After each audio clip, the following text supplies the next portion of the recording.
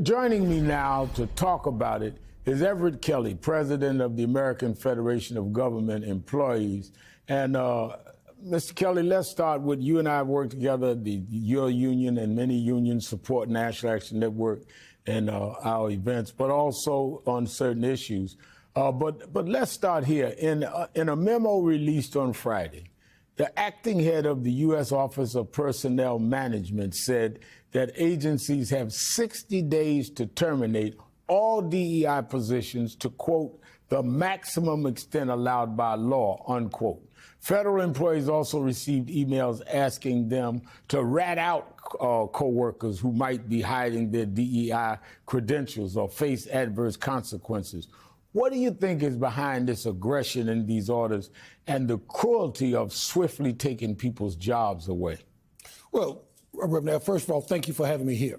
Now, the thing is, during the presidential election, this president told us this was exactly what he was going to do. He tried to distance himself away from Project 2025, but that's exactly what you see coming into being. Now, when you think of DEI, okay, now we have, and I just spoke to 3 members of our union in the last hour. Mm-hmm. And some of these members have been in their employment for 16 to 17 years. Wow. And just got an email on yesterday saying that, from at this point, you go home and you sit there until we decide what we're going to do with you. Now, that's not right. Some of these people one in particular was a disabled veteran that talked to me. These people are hurting because for no apparent reason whatsoever, except for politics, do we have this issue. But this is exactly what he said he was going to do. And disabled are part of the DEI programs. The Trump administration has tried to portray the DEI as a tool of racial discrimination against whites. But we're talking about women, we're talking about gays, all of that is in DEI. But federal DEI programs also focus on government more accessible to the disabled and providing disabled people with jobs. Can you elaborate on the impact this will have on workers who are disabled? Well, this is a drastic impact. I mean, and it's hurtful, to me as a veteran myself. It's hurtful to know that 2.2 million federal employees in the federal system.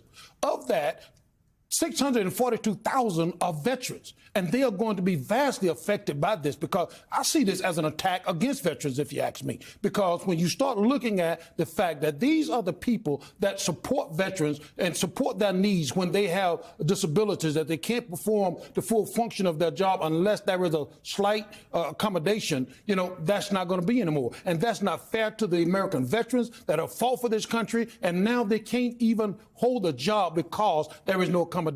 Now, Trump's executive order also puts an end to remote work for federal employees, again with the idea that employees who don't come to the office aren't productive. Can you talk a little bit about the role of remote work in the government and what the impact will be to eliminate them? Well, the thing is, I think that the president and, his administration should have a conversation with the workforce, right, to understand exactly what the workforce does, because they don't really realize that these are the people that take care of the veterans. These are the people that take care of our elders. These are the people that make sure that we fly safely through the sky. These are the people that take care of our border. These are the people that protect us, the Bureau of Prisoners, those type of people, Social Security.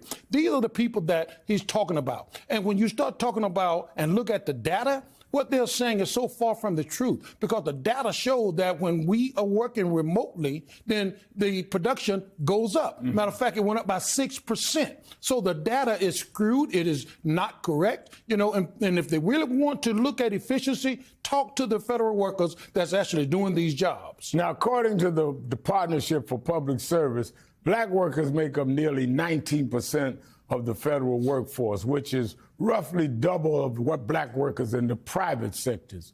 Do you believe there are racial undertones in the rhetoric Trump and his allies have been spreading regarding federal employees? If you just listen to them talk about DEI, you can readily see that. Okay, it's no secret. I mean, people that will open up their eyes will see exactly that. Because, as far as myself, if it wasn't for the fact that I could get a government job, I might not even be where I am today. It's through that government that we were able to get jobs based on merits, based on principles, based on qualification. And that's about to go away. And you are a veteran saying that. Very briefly, I'm out of time, but I had to ask you this. The Democratic Party is voting for a new chairman 1 week from today. Most unions have already announced an endorsement. Mr. Kelly, who is the AFGE planning to endorse? Well, Reverend Al, at this point, AFGE is not going to endorse because we think there is 3 good candidates out there. Ben is good, Ken is good. They've done extraordinary work for labor, and so has Governor O'Malley, who has worked directly with my union, has done an awesome job. So we're not going to endorse. We're going to allow the DNC to make that choice, and we'll work with whomever, as long as they're making sure that across this country they're looking at the landscape and providing resources so that we can get the candidate we need to bring America to where it needs to be. All right, thank you. The president of the American Federation of Government Employees, Everett Kelly, thank you for being with us.